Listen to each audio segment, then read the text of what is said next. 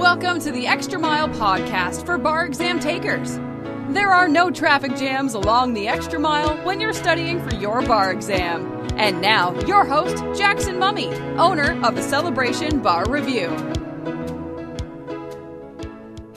Everybody, welcome to episode 164 of the Extra Mile podcast. This is your host, Jackson Mummy. I'm so glad you're with me today. We have a lot to cover. There's a lot going on. This episode is being released. Florida bar exam results have just come out, so we've got some information I want to share with you about that, at least the first cut information.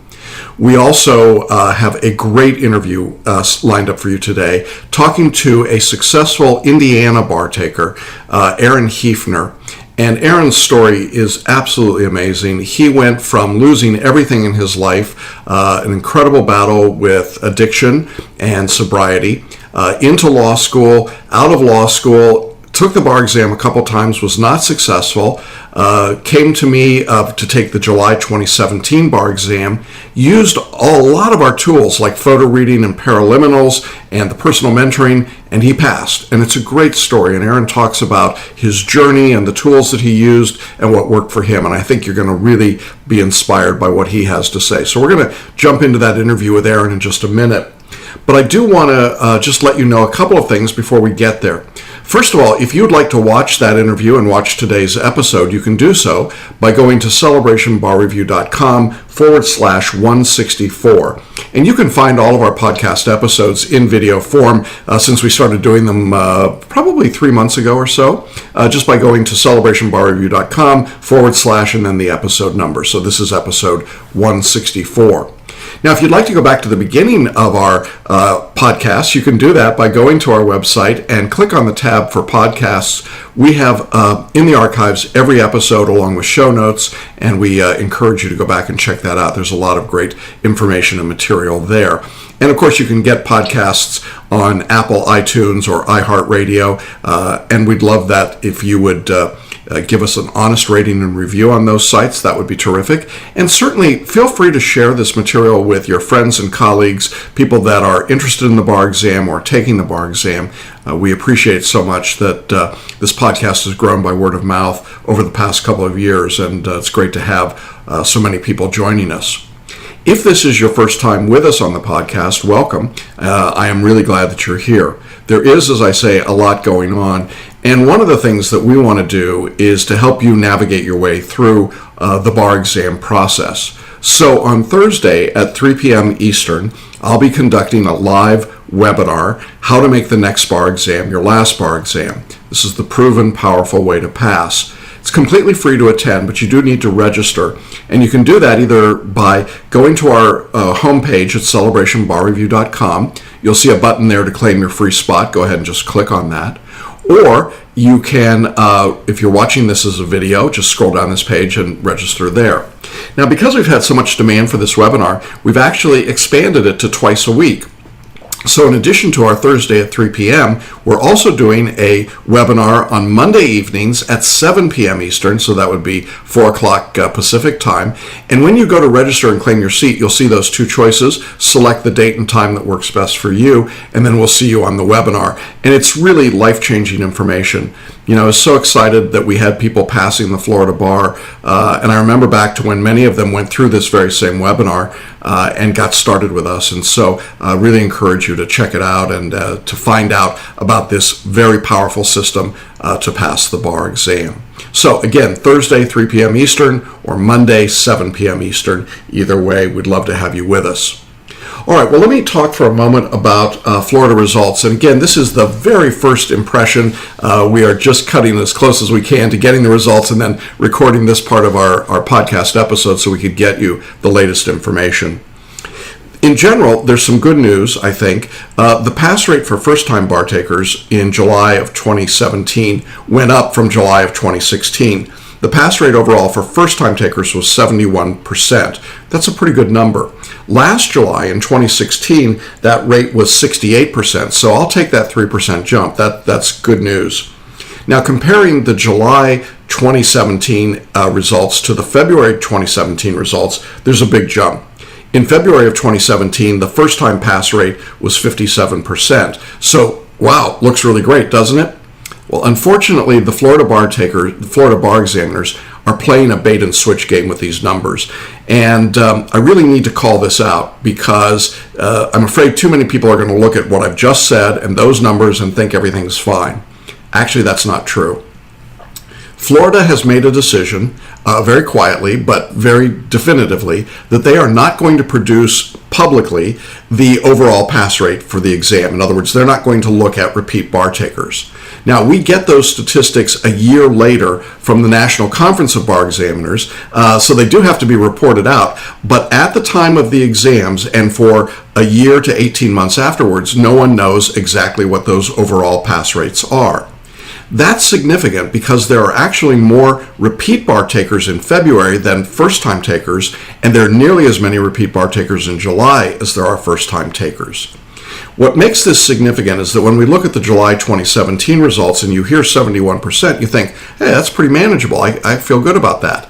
Well, the truth is when we throw in the repeat bar takers, I think we're going to see an overall pass rate that is substantially below 50%. In fact, I'm estimating right now at about 40 to 45% pass rate, and that's not good at all. It's really strange to me that the bar examiners won't release this information. They used to do it. Most states release it. Florida's decided not to talk about it. And you can't just sweep it under the rug and pretend it doesn't exist by not putting out that information. And I think it's really misleading to people because they start saying, well, that's the pass rate in Florida. Well, not really. Not when you're comparing it to states like California or New York under the UBE or Texas or Georgia, where when you put in the repeat bar takers, again, you're seeing a pass rate well under 50%. So, I really wish the Florida examiners would just play straight. The numbers are what they are. I think the problem is that they're afraid of the same kind of backlash that they're getting in California right now. For those of you that haven't been following the California controversy, the pass rate, what's called the cut score, has been 1440 or 144 to put it in normal terms. Well, that's a really high number. In Florida, it's 136.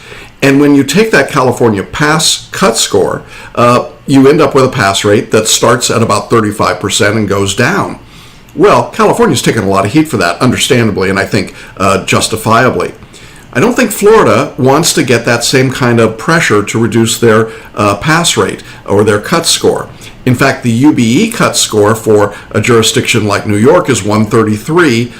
When you double it up, it's a 266. But forget all the math. Just trust me when I tell you that New York's cut score is lower than Florida's, and Florida's lower than California. And there are a lot of other jurisdictions, obviously, to talk about. But I think what's happening is that Florida doesn't want the pressure of saying to the public, look, we're only passing about 35 to 45% of all the bar takers. That's really horrible. Those people that failed, even though they didn't take it their first time, still have paid for law school, still have gone through all of the work and the effort. I don't think they're any less deserving of knowing the statistics than the people who are first-time takers. So now, you might say, well, why is the pass rate so different between February and July? And the answer very simply is you've got more of the graduating law school classes coming in and taking their exam in July. But here in Florida, we've got another player in the game, and that is we've got some law schools that are playing fast and loose with their numbers. Here's what they're doing. If a student graduates from law school, let's say in May, and the law school has determined that that student might not pass the bar exam, some schools are actually paying their students to sit out the first exam. So they skip the July exam, for example. Then they go to take the exam for the first time in February, but now they're being reported as not first-time takers, so they're not in these statistics at all, and they don't impact the law school numbers. Now, I think that is abhorrent. I think it's a horrible thing to be doing to the bar takers and to the public at large, but it's going on and it goes on consistently. And so when you look at these first-time takers, you're not actually even looking at the real first-time taker numbers. So this is a very homogenized group. It's a very homogenized number. And frankly, I don't think you can put much reliance in it or much faith in the numbers themselves. So having said all that, where does it leave us? Well, the trend is certainly upwards. That part is good, but we still have big problems with people passing the bar. Now, our results, our first blush results are good. We have a lot of students who come to us as repeat bar takers, and we are clearly beating the repeat bar taker rate as far as I can tell right now. First-time takers, we're right in with just about everybody else. We're doing quite well with that group of people. But the point I want to make about these rates and the approach is that a lot of people believe that all they have to do is what they did in law school, and they just have to issue spot and memorize and recite, and they'll be successful. And the overall numbers make clear that that is not true. So if you want to know more about that, I encourage you again to join us on our webinar. We're going to dig deeper into these numbers and where they come from and what happens, and more importantly, what you have to do to overcome the barriers that are built into the exam in Florida and everywhere else. So I hope you'll check that out. As we get more results in, as we get more numbers, we'll begin to share those with you in our podcasts and also in our Saturday Facebook Live presentations that we do periodically. So I'll let you know about those as they're coming up. For those of you that passed your Florida bar exam, whether you were a first-time taker or a repeat bar taker, congratulations. We're really proud of you. We've got some interviews lined up with some of our successful Florida bar takers, and we'll be presenting those in upcoming weeks on the podcast series. But today we're turning to a student that passed the Indiana bar. Now, those results came out a week before, so we had a little bit of run-up time. And our guest today, Aaron Hefner, is really a terrific guy and so open and honest and transparent about his struggles and what happened, but also really somebody who took to heart what we taught, said he would do it, followed the plan and the program, did everything we asked him to do, and his scores went up. I think you're going to be amazed when you hear the jump in his scores and the things that happened to him. Let's jump into our interview with today's guest, Aaron Hefner. Well, hey everybody, welcome to Hanging Out with Successful Bar Exam Takers, and man, do we have a story for you today. I am so excited to share this with you. I was bubbling today. I was like, oh, this is so cool. I have with me Aaron Hefner, who is going to be a new member of the Indiana Bar. Welcome, Aaron. Glad to have you with us. Thanks, Jackson. This is incredibly exciting, isn't it? Yes, very excited. Happy to be here. Yeah. Your journey has been really an interesting one, and I didn't come into the journey until fairly late in the game, but I know a lot has happened for you, and I really want you to be able to tell folks about your life and what's happened and where you've been and what made a difference for you. And I just want to say to our audiences listening, Aaron said to me before we went live, I want to be transparent, I want to be an open book, I want to help people out, and that's the guy that I've gotten to know. And I just want to say it's really kind of you to come on, do this interview. I know we're going to touch on some things that are a little difficult, and I'm very appreciative of that, as I think our audience will be. But let's go back and talk about, this was not your first time taking the Indiana bar, correct? No, this is the third time. Third time. Okay. So let's go back to law school and taking the bar and kind of take us through your journey a little bit, if you would. Okay. Obviously, I'm not right out of college. I am a non-traditional student, second career, and was able to go back to law school at 36 after selling a business. And law school was great. I really enjoyed law school. It had always been a dream of mine to be an attorney, and I was able to go back. And the bar exam was quite the challenge. I went through the normal Barbary was provided. Our school helped pay for that, and went through that process and fell short. And then I actually switched gears and went to a different one and still fell short. And I knew of you, Jackson. I actually followed a lot of your stuff during law school. I listened to a lot of your motivational stuff and things that you had about essay writing and things. But I didn't realize that celebration was available for my state because it wasn't a state that you handled. And Bill Hyde actually, there was a video of Bill that I found out, hey, this is possible. I could do this, and contacted you. Let's just sort of stop and clear that up because some people may be confused. Indiana is a state that has its own essays that are state specific, and it has the multi-state performance test and the multi-state bar exam.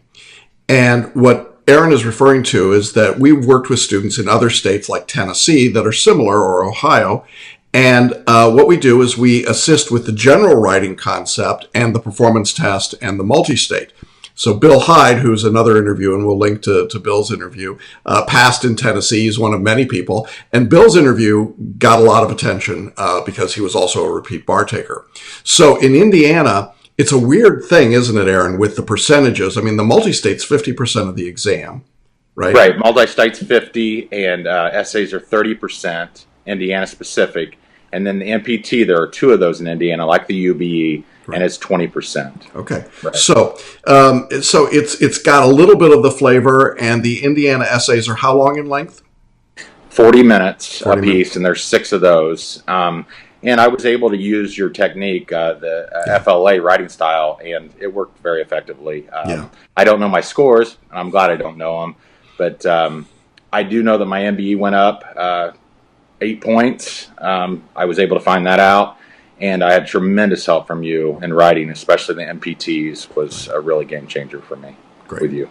Okay, so we're going to dive into all of that and kind of look at how you did it and the process that you followed.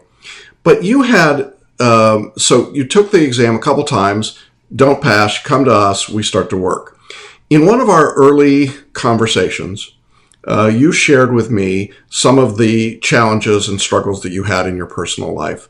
And I'd like you to share those with our audience because I think it makes your story even more compelling, if you don't mind. Sure. I had a wonderful childhood and wonderful parents and family, but I got involved with drug use in my early to mid 20s, and after a couple surgeries, and I battled addiction to painkillers and then alcohol for 11 years, multiple treatment centers, and I actually went to treatment in 2011. And when I say I sold my business and was allowed to go to law school, I was forced to sell my business. There was situations that occurred that I had to sell it or I was going to lose it. And so God kind of worked some things out and allowed me to, sell the business and be able to finish undergrad 18 hours and then go to law school. But I've had a difficult road, but life's great today, and I'm very thankful for what I have today. Yeah, so you're 6 years sober, right? Yes, on March 10th was 6 years of this year. I was in a treatment center in Peoria in 2011 was the last time, and I got in some trouble. I got into some legal trouble when I was drunk and ended up in jail. My family left me there for a week, and I ended up at you have to go to the Mission to be able to get into this treatment center. And I went through some steps that were difficult, but in hindsight, they were needed. And I'm thankful for those today. And I hope in some way maybe my story can help and encourage others. And of course, I'm willing to help anybody or talk to anybody about things I've been through that might help others. There's very little I can say except, how awesome it is that the real win for you is sobriety, and passing the bar is just like the cherry on top. But I know that when you first shared that with me, because I have a long history in my family with a dad who was a addiction and alcohol therapist and a best-selling author in that subject, and I have been around that topic and that issue most of my life. I took a little bit of a sort of you probably saw me go, because I knew that when you add the stress of the bar exam, now you're putting a phenomenal stressor on top of somebody who's going to be struggling potentially anyway. And so one of the things that I'm always sort of watching for with anybody that's in recovery is, are we triggering that behavior? Is the bar exam doing it? I'd like you, if you will, because you were really good at staying outside of that. We had a few tearful conversations, but you were really good at keeping your equilibrium. Can you talk a little bit about what you did to avoid those stressors pushing you away from your sobriety? I've been fortunate to have people in my life. I have an accountability person. I have an AA sponsor, but I also have an accountability person that I speak with virtually daily. What made Celebration different is you dealt with my whole life. You didn't just deal with the bar exam. You connected me with things that Paraliminals and other. You were able to say, "Hey, this is not just a test you're taking. This is an emotional experience that is unlike a lot of things you're going to deal with." It affected every part of my life, and you were able to encouraged me to use things to deal with some anxiety and depression. I had a panic attack on my second bar exam in February of 2017 on the first MPT, right first thing Tuesday morning. And that's something we dealt with during some of my mentoring sessions, and on how do we get past something like that and make sure you're prepared. And we dealt with those type of things. And not only was that not available at other places that I would look for help, but it's just not available. It just wasn't out there. And that was something I really appreciated from CBR and Jackson. Well, thank you. I think the wisdom of this, for those of you who are watching, is that if you're dealing with some sort of a challenge that you would say, well, that's outside the bar. The fact that Aaron told me what was happening, told me about the panic attack he'd had previously, told me about some of the background, made it possible for us to be proactive going into this last exam and really deal with some of that stuff. Whereas if you'd kept it from me and tried to figure it out on your own, that's tough. I mean, that's a real challenge to do that. And so I think it was really a sign of great maturity and great wisdom to say, look, I'm dealing with this. It's problematic. And certainly the stress and anxiety are problematic. So how do we deal with that? You mentioned Paraliminals. I want to talk about that. That's one particular resource that we offer. Not everybody takes advantage of it, but you did. Could you describe what the Paraliminals are and then how you use them? They're Learning Strategies offers them, but I always obviously got them through Celebration Bar Review, and then you were able to help me, teach me how to use them most effectively, which ones work. So there was a group of, I think, 16, and that I was able to get. And I'm skeptical. I think a lot of bar takers, applicants are on things that are out there. But I knew enough that if you were recommending them and then I saw other people talking about them, it was worth looking into.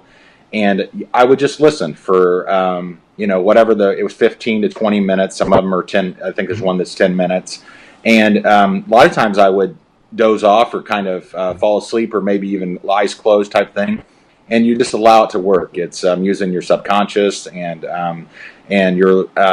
There were some things that triggered. I told you a story about something from third grade that happened to me that one of the Paraliminals triggered. That was something that bothered me, and I didn't realize the effect it had on me. But so those type of tools that and the Photoreading as well. Skeptical, but I thought, if Jackson's promoting it, it's worth looking at, and I think they were both extremely effective. Yeah. Let's talk about Photoreading for a moment as well. Photoreading is another tool that we offer that allows you to not speed read, but read to your non-conscious brain. So reading at about 25,000 words a minute. Now, you signed up for the Photoreading course and you used Photoreading. Can you describe for our audience what that process was like for you and what it felt like and how you developed it?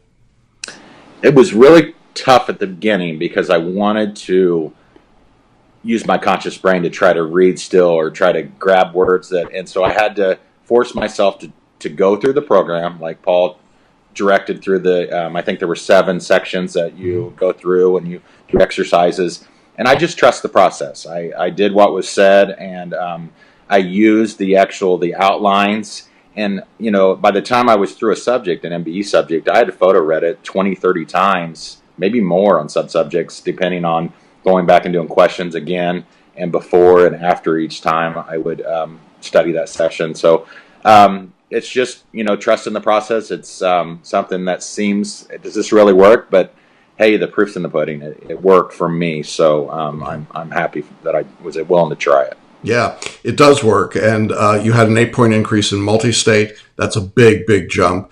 Part of what this Photoreading does is it allows you to use your intuition to answer questions rather than trying to memorize. So just to be clear, you weren't making flashcards or memorizing rules and elements. No, my a previous bar review, that was a big part of it, and it was hard for me to get away from using these songs or different sayings that would make me memorize this something with evidence or whatever it was, but I didn't do that anymore. It was tough for me because I've always been one of those that wanted to grab anything that might help. And trust the process, do what I'm asking. You don't need to add another program. You don't need to do something different. And I thought, I'm going to do what I'm being told to do here. And it worked. Yeah. So basically what would happen was that you would photo read an outline. It would take you maybe 20 or 30 minutes to read an outline that would have taken 8 hours before to read. So you could do it multiple times, as you said. Then you'd listen to a lecture, then you do practice questions, then you'd come back later, photo read again, do more practice questions, and continue that process. And throughout that, you were also using Paraliminals, which were focused on particular topics like anxiety or stress or sleeping well or power thinking, right? Those different kinds of topics. Right. And then you and I were conferencing about your work, specifically about the writing style in general terms, but specifically about the performance tests. What were those mentoring sessions like for you? Can you describe them to people that haven't been part of that? They were, you literally get involved in my reading. I could tell that you had spent time looking at my work. You'd went through what I've done, and it was helpful. You would, you kind of have IROC beaten into you in law school, and even through other big bucks bar reviews, and it's hard to get away from that. If I wasn't intentional at the beginning, I would, kind of lean back there. But we had one come to Jackson video where it was a tough moment, but I needed it. I needed to understand, hey, we need to do it this way, and we just worked through them. I think I did. Multiple MPTs and essays both. And I would do the assignment. I would turn it in to you. You would review it, and we'd have our conference, and we would work through the whole essay or an MPT, and you tell me what I'm doing right, what I'm doing wrong, and how to improve. Yeah. And we did those as video conferences, and you were very diligent about doing all the work. And I think one of the takeaways for people that are watching today is that Aaron really did what we asked him to do. I mean, you've heard him say he followed the process. I mean, even if at moments it felt uncomfortable, you were really doing what you were supposed to do and following it and trusting it and being really on point about getting the work done. And I think that makes a huge difference. There are people that they buy tools, they buy courses, and then they kind of, I'll take this little piece here and this little piece here, and not so good, right? You went all in. And I thought that was really wonderful and really remarkable. So you're studying this third time, this go-round. You're working also while you're studying, correct?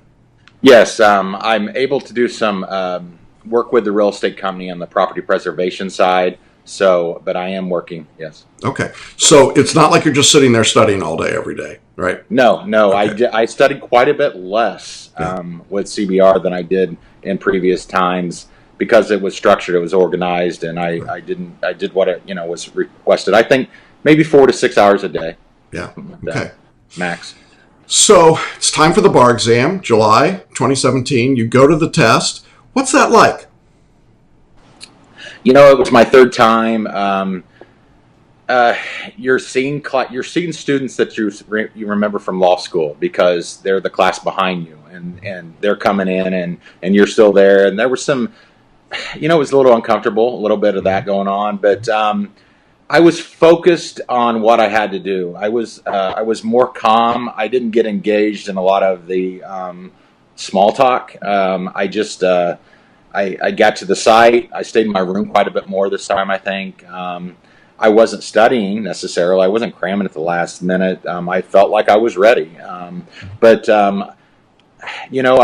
remember the first morning having quite a bit of anxiety, and just because, it's a big deal. It's everything. You pass it or you take it again, or, God forbid you give up. I hope not. But, and I just, I prayed. It's something I had a couple phone calls. I called my wife, and I walked in, and I did the work. And once I was going, those feelings were gone, and I was off to the races. So yeah, and you were just following the process at that point. Once you got into the test, you were, what you expressed was that you were just doing what we had done in practice. And so, did you have a panic attack?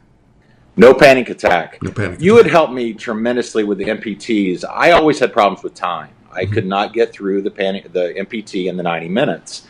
And you were able to help me with the, especially the cases. Aaron, you don't need to read the cases. We're going to go do this. And we had a process. We went through, we did our quadrants with legal or lay audience, if we were persuasive, objective. everything was mapped out, and it was clockwork for me at that point. I went through one step to the next, and I just repeated what I had done. I think I counted 16. Maybe I was a little overboard on the MPTs because that's where I really struggled in the last two bar exams. Mm-hmm. But I did it so many times. I just went through the process. It was just another day, right? I mean, there's obviously a lot riding on it, but that's the beauty of practice. But that's the beauty of practice. It's like, okay, I know how to do this. I've seen this before. They say in the NFL the game slows down after you've seen enough of the plays, right? It's like, okay, I know what's happening. All right, so you go through the couple days of the exam, and then whoosh, it's over.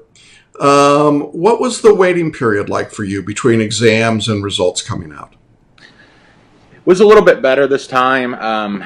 I remember making phone calls and people saying, "You sound like you feel better this time. You're more confident. You feel like." And I remember telling myself, I gave myself a good chance here. You don't know, especially the MBE, you just don't know if you passed or not on the MBE section. I knew that I was scoring the percentages that I needed to pass on my practice exams with the OPEs that you provided and those things, and it was high enough. But you still, I'd felt twice, so I had these thoughts of, was it enough? But it was better this time. But I would go through those times where I would second guess myself and have the issue of, I hope I didn't. But I remember in February, I called you in March. Mm-hmm. Before the exams released in April in Indiana from the February exam, because I knew I failed. Yeah. And you told me, you said, you gave me some instructions, some advice, and you said, we can get you a slot here. And you knew, you kind of knew by the way I was talking, it was likely I failed. And I did. I missed it. And I didn't have that thought. I didn't call you this time and say, Jackson, we need to get started again. No, I didn't get that call. But I did get an interesting email then on results day. So tell us about what it felt like when results came out. I have a 5-year-old daughter, and she got in the car when I picked her up. But it was great. That morning I found out at 8:30, and it was just a wonderful day. And she got in the car, and I said, today is probably the 4th best day of Daddy's life. And she looked at me and she goes, Daddy, you passed your bar. You passed your bar. And she knew that by just me saying this is the 4th best day of my life. And it was just a precious, precious time for us. And because when you have kids and a family, everybody's invested in this. This is real life, and people that are part of it and understand it, and CBR, this is exciting stuff. And I'm so thankful to be on the other side of it. Oh, that's great. Your wife must have been a great moment for her. She's been through a lot, I'm sure.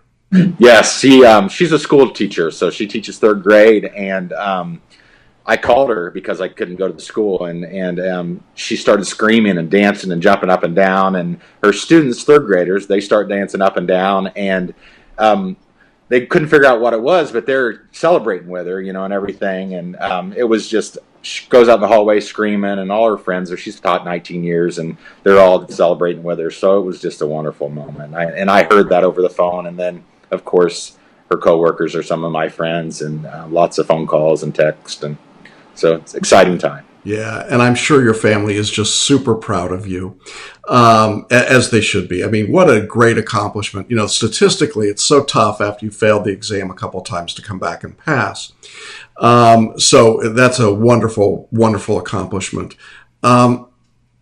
Would you recommend, I just want to backtrack here for a minute. I'm just thinking about that dance party in your wife's schoolroom. I think that's pretty cool. But anyway, if somebody were watching this and they hadn't yet decided what they wanted to do with respect to their study, what would you recommend for them if they were in a position where they were retaking the exam? I'm going to have this conversation with some people that I'm friends with that didn't pass. And, the cost of failing the bar exam is a huge cost. And anybody that's graduated law school has invested tremendously. And, why not go do what's best, something that's proven, something that works, something that's helped somebody that I say give it a chance. What CBR costs is not any more than a big box review.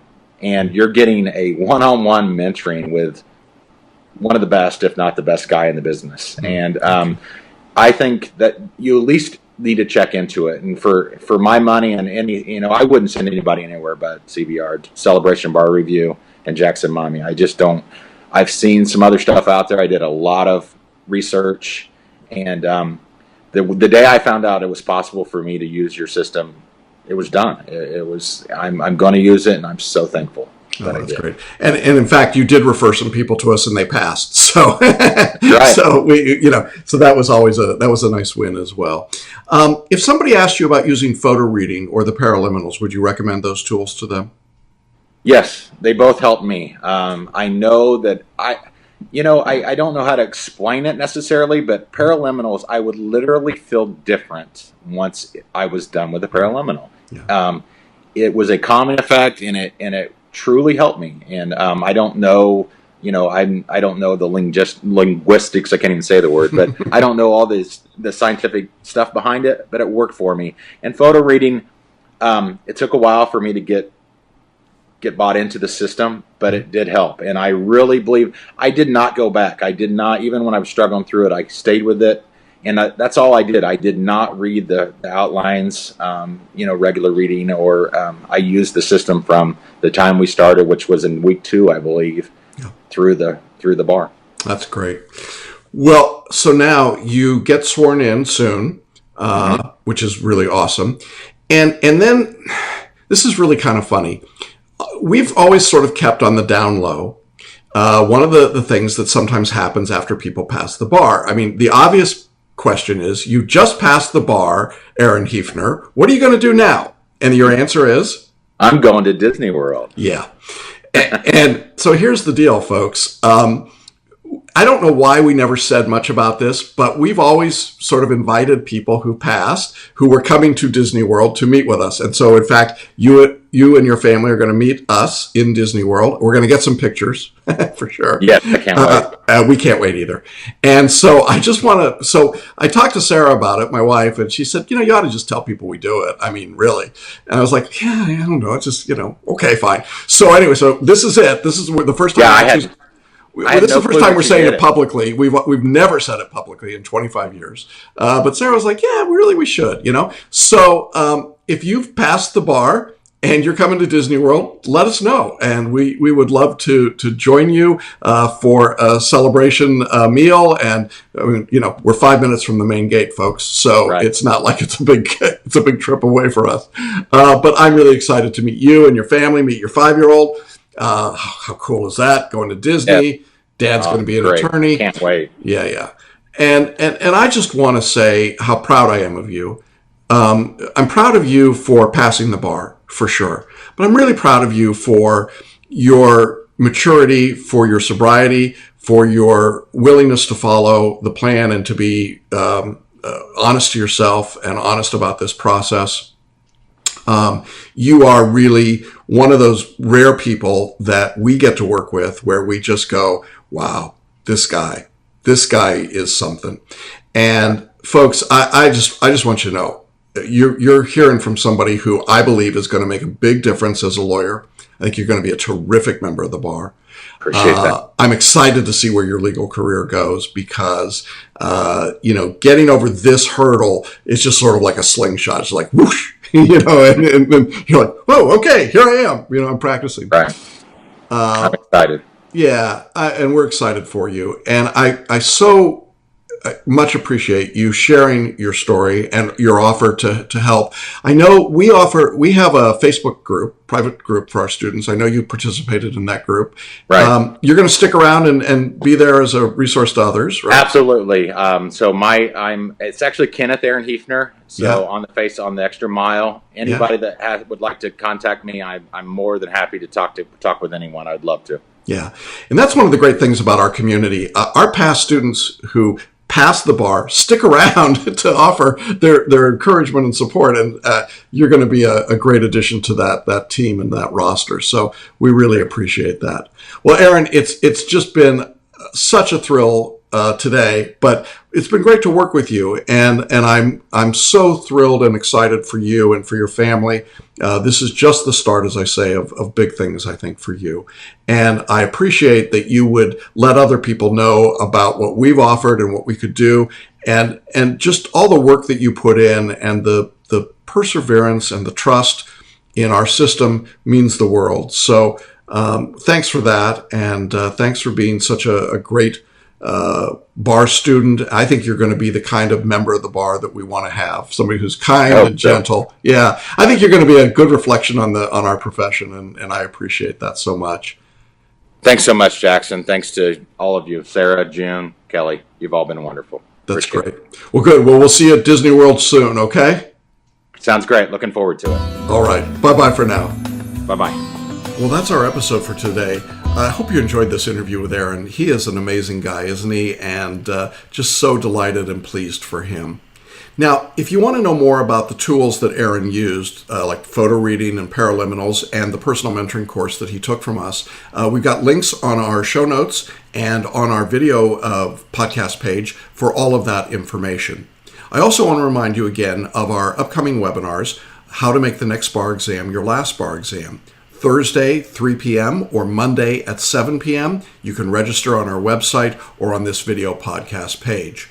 I hope everybody has a good week. I hope things are going well for you. Good luck to those of you still waiting for results as they're coming in across the country. And to those of you who are just getting your results, I hope they were favorable. If not, hope that we have the opportunity to work with you to turn your next exam into your last exam. I'll see you down the extra mile and on the pass list in the near future. Bye-bye for now. Thanks for listening to the Extra Mile podcast for bar exam takers at www.celebrationbarreview.com.